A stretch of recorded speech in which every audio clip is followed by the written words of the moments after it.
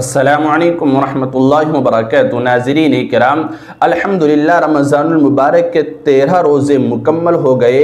دعا ہے کہ اللہ تعالی ہماری تمام عبادات کو اور روزوں کو قبول فرمائے۔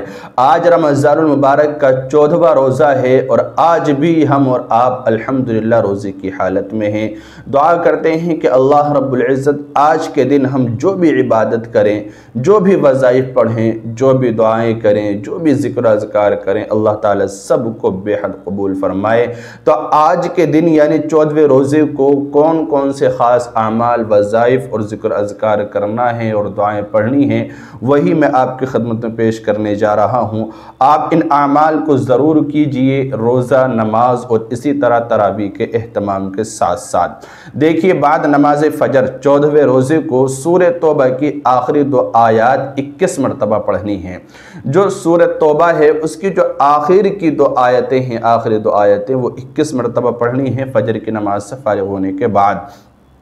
لَقَدْ جَاءَكُمْ رَسُولٌ مِّنْ أَنفُسِكُمْ عَزِيزٌ عَلَيْهِ مَا عَنِتُّمْ حَرِيصٌ عَلَيْكُمْ بِالْمُؤْمِنِينَ رَءُوفٌ رَحِيمٌ فَإِن تَوَلَّوْا فَقُلْ حَسْبِيَ اللَّهُ لَا إِلَٰهَ إِلَّا هُوَ عَلَيْهِ تَوَكَّلْتُ وَهُوَ رَبُّ الْعَرْشِ الْعَظِيمِ۔ یہ پہلا عمل ہے۔ دوسرا عمل، نماز ظہر ادا کریں۔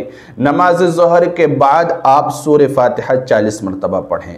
سورہ فاتحہ 40 مرتبہ یعنی الحمد شریف اور الضالین تک آپ یہ پڑھیے 40 مرتبہ ظہر کی نماز کے بعد۔ یہ دوسرا عمل ہے۔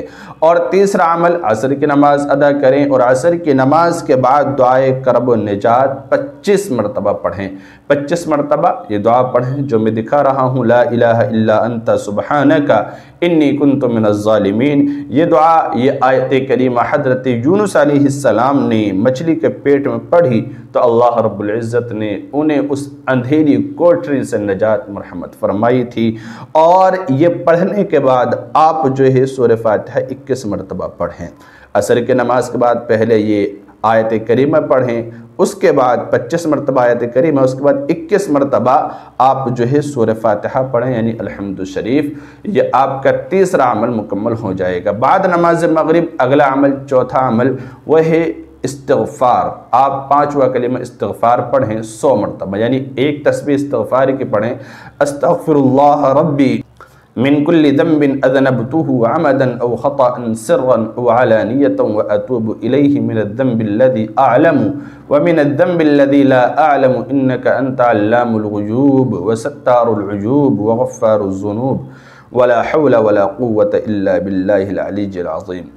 آپ یہ عمل کیجئے مغرب کی نماز کے بعد استغفار کی ایک تسبیح۔ اس کے بعد عشاء کی نماز کے بعد یعنی عشاء کی نماز، تراویح وغیرہ سے فارغ ہونے کے بعد سونے سے پہلے آپ 2 رکعت شکرانے کی پڑھیں۔ 2 رکعت بطور شکرانے کے، اور اللہ رب العزت کا شکر ادا کریں، یعنی ہر نعمت کو اللہ رب العزت کی یاد کریں کہ اللہ تو نے دیکھنے کے لیے آنکھیں دی، کھانے کے لیے رزق دیا، پہننے کے لیے لباس دیا، تو نے گھر دیا رہنے کے لیے، ہزاروں نعمتیں کھانے پینے کی عطا کی۔